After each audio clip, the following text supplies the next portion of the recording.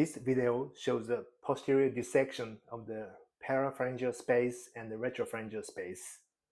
This is the posterior view of the neck. All the cervical vertebrae have been removed. Now we see posterior pharyngeal wall. From the superior to inferior, we have superior pharyngeal constrictor, middle pharyngeal constrictor, and inferior pharyngeal constrictor. And we have esophagus. We have cricopharyngeal part of the inferior pharyngeal constrictor muscles here. We have here, this is the hyoid bone. Inferior to that, we have thyroid cartilage. This is right, this is the left side. On the right side, most of the nerves and vessels have been removed.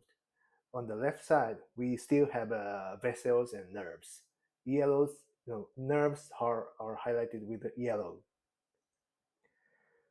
So let's start with the left side.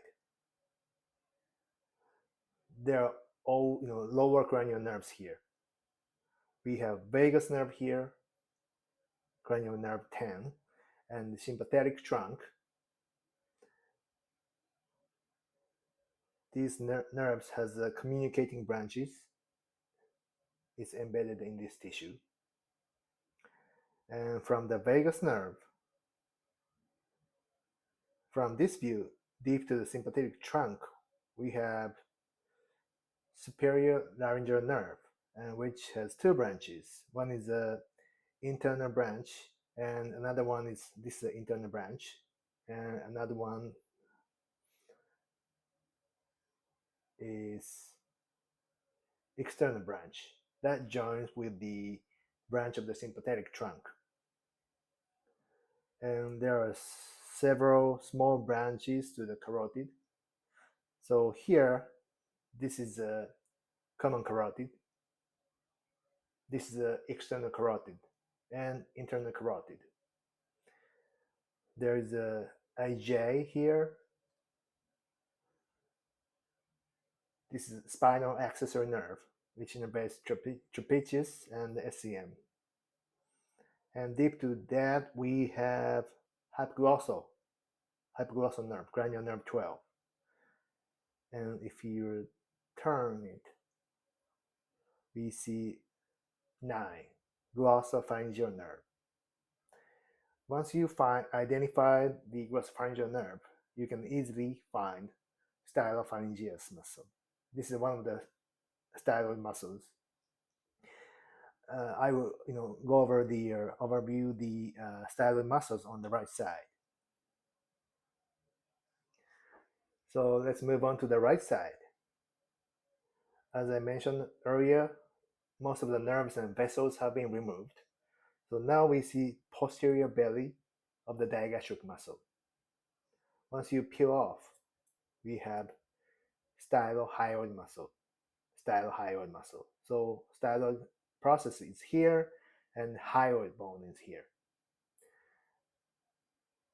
This is the same as the other side. Here is a stylopharyngeus muscle. And if you go a little deep, you see nicely dissected styloid process here. This one. And finally, we have styloglossus muscle. Goes to the tongue. Interestingly, we see also this looks like horizontal muscle fiber. Actually, this is not a horizontal, but this is a medial pterygoid muscle from the back. And also, it's a little deep to see, but this is the tensor veli palatini muscle. So now we see here is a retropharyngeal space. This goes down to the mediastinum. And if you go lateral to it, we have parapharyngeal space or retropharyngeal space. Lateral. Some people says lateral pharyngeal space or parapharyngeal space. So if you have any infection in the maxillofacial region or oral cavity or neck region, those infections can easily get to the either parapharyngeal space or retropharyngeal space, and that can easily goes down to the mediastinum, and that can cause the mediastinitis.